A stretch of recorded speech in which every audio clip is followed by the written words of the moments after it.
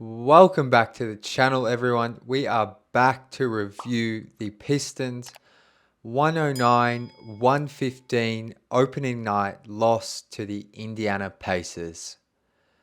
This one was tough. Uh, it felt like a game Detroit should have won. I had written down in my notes it's a missed opportunity for many reasons. Uh, Not only just this game, um, in terms of like, it felt like for the most part, the Pistons with the better team. I feel like they held the lead for most of the night. But it's a missed opportunity in the sense of the Pistons now have a really tough back to back against the Cavs and Celtics. And tonight felt like a gettable game. But there was also some positives. Which I will get to for sure.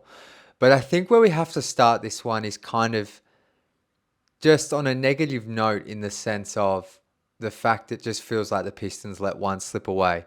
Uh, they finished the third quarter with a lead of 9 points, I believe, and then and in that third quarter they kind of withstood the Pacers really coming at them. Miles Turner was huge, hitting three or four threes in that third. But the Pistons held on and they actually finished the quarter with a 9 point lead and looked really good heading into the fourth quarter. And the fourth quarter is kind of where the game was lost. And not only did the Pistons kind of struggle to score on offense, but it was more the defense that was the letdown. After looking really encouraging in the first half and throughout stretches in the third quarter, the Pistons just had some defensive lapses where players weren't getting back, or these were like some notes I took down that were in like the last 3 minutes. They just had some crucial missed rebounds or unable to just like there was one where the Pacers got it back off a missed free throw and then scored.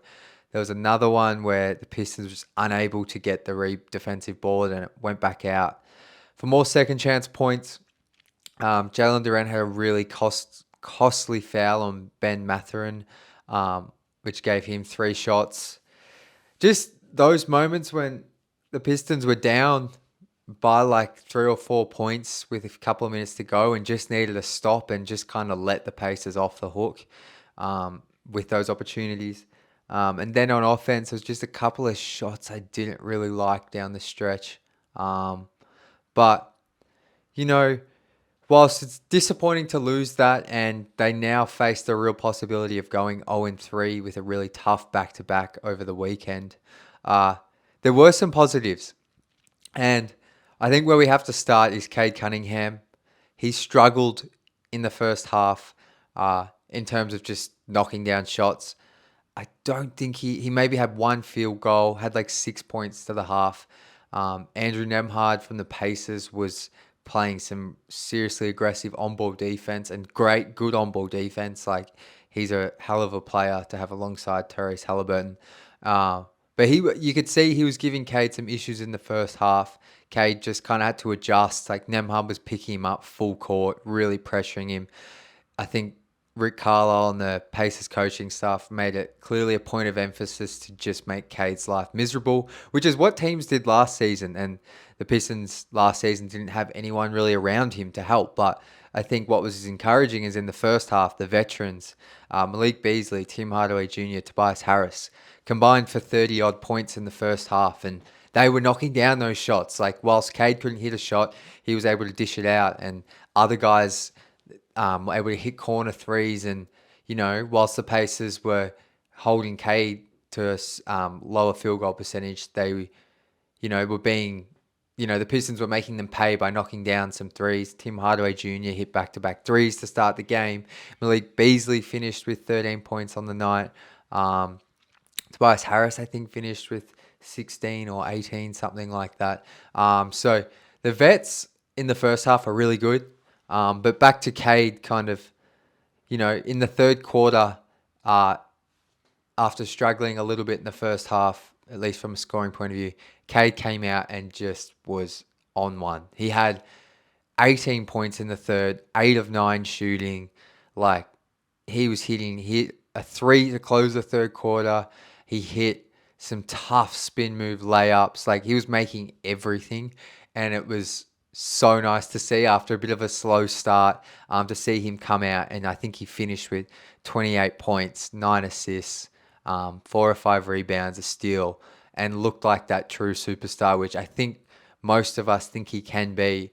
And whilst he didn't really close this one out, and I'm not really giving him a pass, I still think uh, the way he played was super encouraging, and he has to, particularly on their home floor, when Cade plays like that, he needs to make sure his team wins.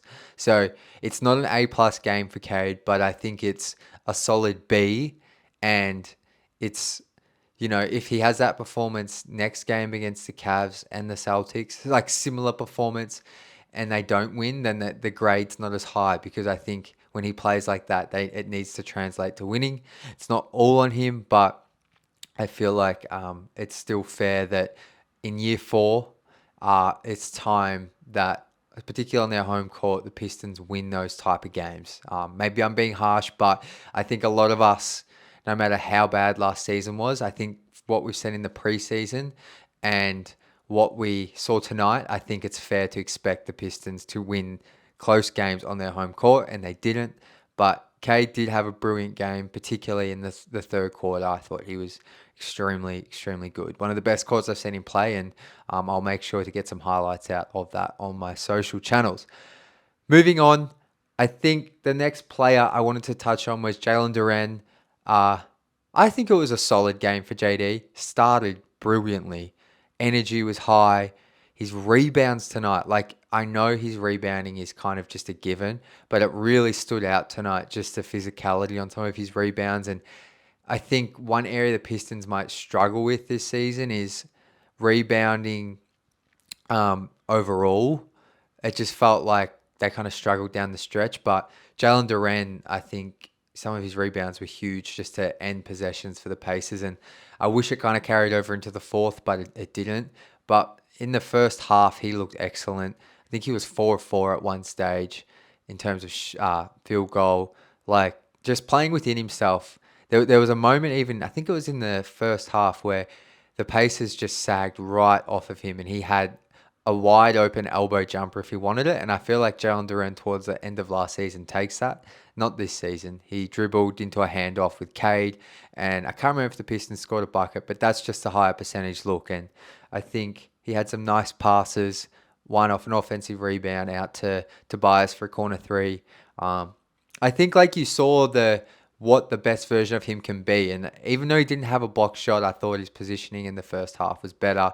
And just his overall activity, when he's got that motor ticking at a high rate, you get the best out of Jalen Duren. Now, he did have some moments in the third where Miles Turner, I think, hit 3 consecutive threes from the top of the arc on like pick and pop looks, and you would like to think after hitting one of those, JD would get out and force him into something else, but he didn't, and that's where he's got to learn. And maybe the coaches are going to help him more to ensure that that doesn't happen, because stretch bigs are a common thing in the NBA, and Miles Turner's one of the best, but you still can't allow 3.